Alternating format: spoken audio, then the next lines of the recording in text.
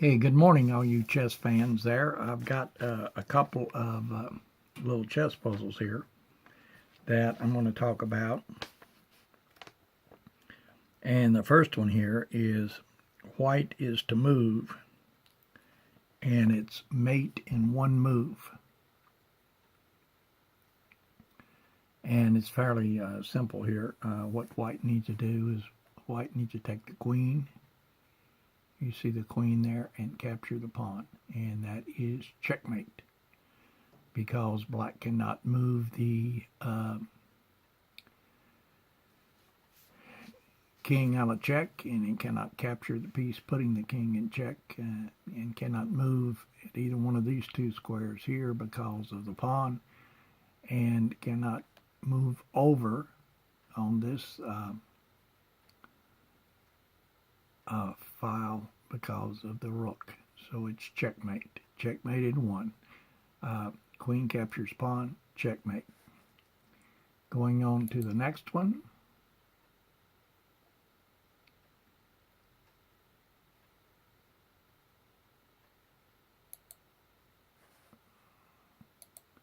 That would be this one. And this is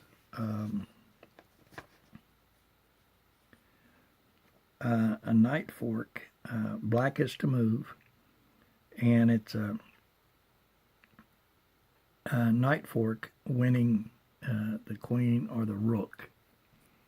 And basically, you go knight to bishop 6, and that puts the queen in check, and also this rook over here in check, and or it threatens them. And white has to move, and whenever white moves, regardless of what move white makes, black can either capture the queen or the rook. If black moves the queen out of harm's way, then black can capture the rook. And of course, if the queen then comes down here and captures this rook, the black knight can capture the queen. So that's knight fork there. And I really do like to use knight forks. I think they're really spectacular. So anyway, that's a knight fork, forking the queen and the rook. Moving on, of course, here to the next one. And the next one would be this one. And this is a black is to move. And it's a setup for a knight fork winning the queen. This is a setup. Now, and black is to move. Now, if black captures the bishop, the white bishop, then white can move the knight, can capture the pawn with the knight, forking both the queen and the king and winning the queen. So black needs to be really careful here what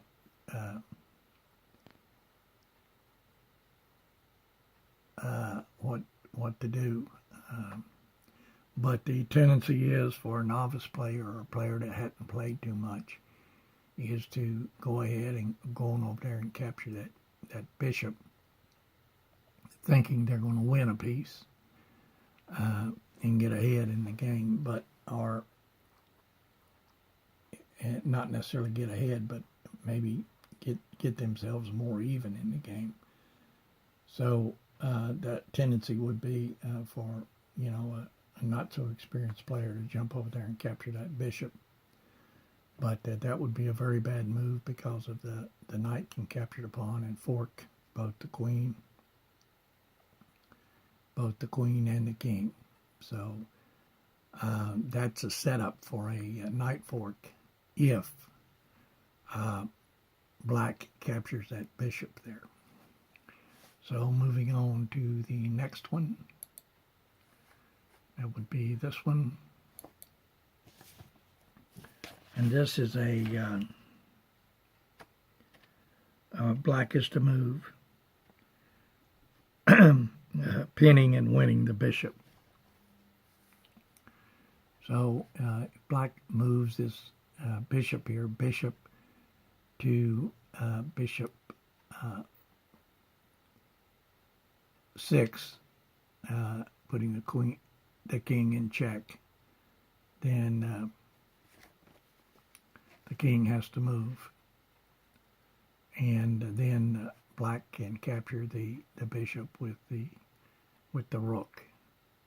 So that is this puzzle. It's bishop to bishop 6, check, and then after white makes a move, then black rook captures the white bishop.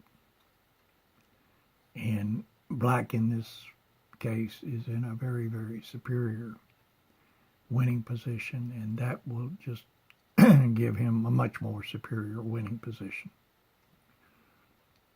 So moving on here to the next one would be this one. And this one is white is to move, and it puts white in a really, really superior position to win if pawn captures pawn. If the white pawn captures the black pawn, then white can easily, once white captures the black pawn, white can easily push that pawn on down to the 8th level there and win another queen. And if one of these knights come over, or one of these rooks come over to stop that, then white can easily capture him with the queen. If the rook on the 8th level there, on the 8th row, comes over, then white can capture the rook on the 7th row. So if pawn captures pawn as white's moved, then this really, really puts white in a very, very superior position to win. So that's if you study this position here, that's probably the most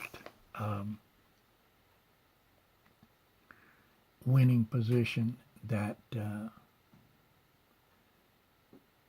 probably the best move that white can make at this particular point.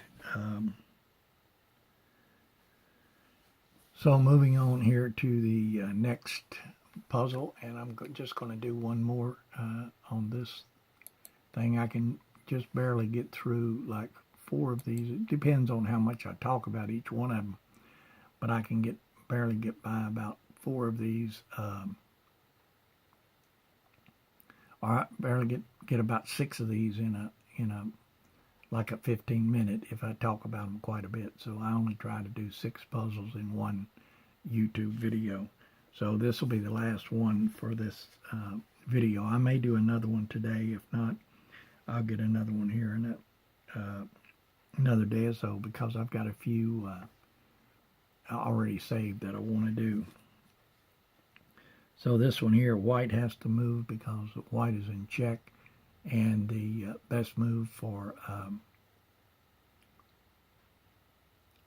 white to make right now is white captures the bishop. Now this is a setup here for a knight fort, because if the white king captures the bishop, which the white king needs to do, either capture it or move out of check, either way, but capturing it would be the thing to do. Then if the black queen comes out here to bishop 3 to put the white king in check again, then the king can move down to knight 1, and depending on what black does the next move, if black doesn't pull that queen back down there to guard this pawn here, then the white knight can fork the queen and the rook. So this is a setup here for a knight fork, and you got to always be watching out for these things. Not only you trying to fork the other player's pieces, but also you need to watch out for knight forks that the other player can pull on you. So this is a setup here for a knight fork, and like I said, if the king captures the bishop and the black then moves the queen out to bishop 3, then white can move the king down to knight 1, and then if black doesn't pull that queen back to guard that position there, or do something to guard that position, then white can fork the king and the rook, winning the rook. So anyway, that's a setup for a knight fork there.